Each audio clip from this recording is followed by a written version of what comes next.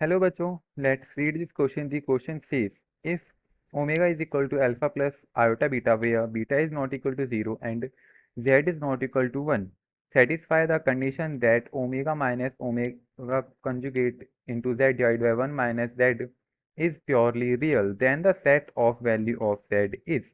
So, इस question को solve करने के लिए जो की कंसेप्ट की हमें जरूरत पड़ने वाली है उसके बारे में बात करते हैं। देखो, पहले तो क्वेश्चन में क्या बोल रखा है, प्योरली रियल के लिए सॉल्व करना है। तो प्योरली रियल कॉम्प्लेक्स नंबर क्या होता है? प्योरली रियल कॉम्प्लेक्स नंबर हमारा कोई भी z मान लो। सो अगर x प्लस आयोटा वाई हमारा प्योरली रियल है, तो जो इमेजिनरी पार्ट है इसका ये इक्वल टू जीरो होना चाहिए जब ये हमारा प्योरली रियल बनेगा। So this is equal to x plus iota into zero. So ये हमारा प्योरली रियल होगा। सो इसके लिए एक बात और हमें क्वेश्चन के अंदर यूज होगी। सो अगर हमारा z कोई भी प्योरली रियल है तो वो हमारे z कंजुगेट के इक्वल होने वाला है, क्योंकि अगर ये हमारा z है तो अगर मैं इसका z कंजुगेट निकालना चाहूँ तो वो भी तो x minus iota into zero आएगा, जो कि x होता है हमारा, तो दोनों इक्वल हैं। तो इस प्रॉपर्टी का यूज करके इस क्वेश्चन के अंदर हम इसको सॉल्व करने वाले। तो देखो, हमें जो क्वेश्चन में कंडीशन दे रखी है ये वाली, इसको लेके चलते हैं यहाँ से। ये वाली जो कंडीशन दे रखी है इसको लेके सॉल्व करते हैं। सो लेट से वो हमारा हो गया z1 is equal to omega minus omega conjugate into z divided by one minus of z. ये हमारा प्योरली रियल है क्योंकि ये क्वेश्चन में दे रखा है। अब ये प्योरली रियल है तो z is equal to z1 conjugate होगा हमारा, क्योंकि हमने इसके की कंसेप्ट के अंदर देखा इससे कुछ फर्क नहीं पड़ने वाला। सो ये हमारा क्या बन के आ जाएगा, omega minus omega conjugate into Z divide by one minus Z. अगर अब मैं इसका कंजुगेट लेता हूँ तो क्या बनेगा, omega minus omega conjugate into Z, इस पूरे का conjugate divided by one minus of Z का कंजुगेट। सो अगर मैं इसको सॉल्व करता हूँ तो यहाँ से निकल के आएगा omega conjugate minus omega conjugate conjugate, वो ओमेगा आ जाएगा into Z conjugate divided by one minus of Z conjugate. So अब ये किसके इक्वल आया हमारा यहाँ पे, Z divide by one minus of Z. So अब ये आ चुका है।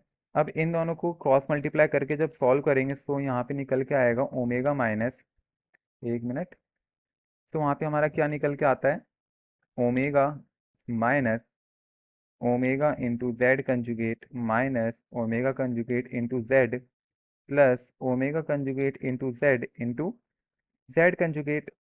ये इक्वल होगा omega conjugate minus Z into omega conjugate minus omega into Z conjugate plus omega into Z conjugate. तो अब ये निकल के आने वाला है। सो जब इसको सॉल्व करेंगे हम तो यहाँ से देखो क्या क्या कैंसिल हो रहा है, कुछ कैंसिल हो रहा है। हाँ, ये वाला पार्ट इस वाले पार्ट से कैंसिल हो जाएगा, माइनस ओमेगा जेड कंजुगेट से कैंसिल हो जाएगा। सो अभी हमारा क्या बचा यहाँ पे, omega plus omega conjugate into Z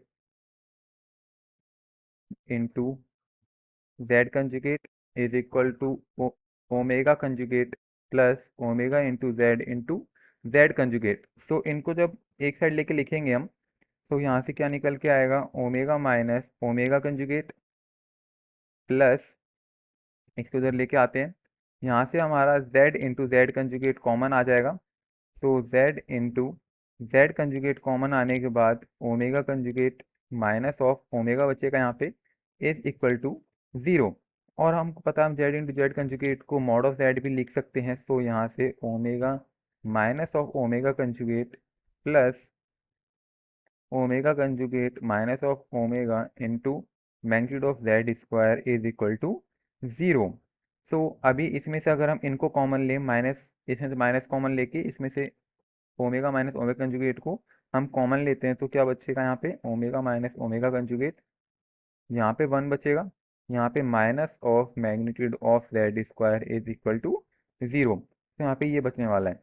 अब यहाँ से अगर वैल्यू निकालें हम तो यहाँ से हमारा जो मैग्नीट्यूड ऑफ जेड स्क्वायर है ये वन के इक्वल आएगा, क्योंकि अगर हम देखें जो ये वाला है हमारा omega minus omega conjugate zero के इक्वल तो हो नहीं सकता, क्योंकि यहाँ पे जो हमारा ओमेगा है वो है अल्फा प्लस आयोटा बीटा, और बीटा जेड के जीरो के इक्वल नहीं है, क्योंकि तो ये हमारा नहीं हो सकता यहाँ पे पॉसिबल।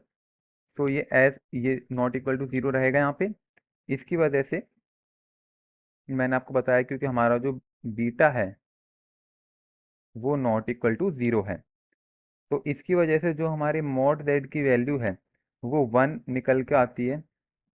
लेकिन हमारा जो जेड है वो -1 के इक्वल नहीं होगा। ओके, तो हमारे जेड की वैल्यू ये निकल के आती है 1, और z is not equal to 1, so this is answer for this question. चलो ऑप्शन देखते हैं कौन सा करेक्ट होगा। Z equal to 1 and z is not equal to -1, ये कंडीशन क्वेश्चन के अंदर दे रखी है, तो इसलिए हमने ये वाला लिया। So B is the correct answer for this question. I hope you understood well, best of luck.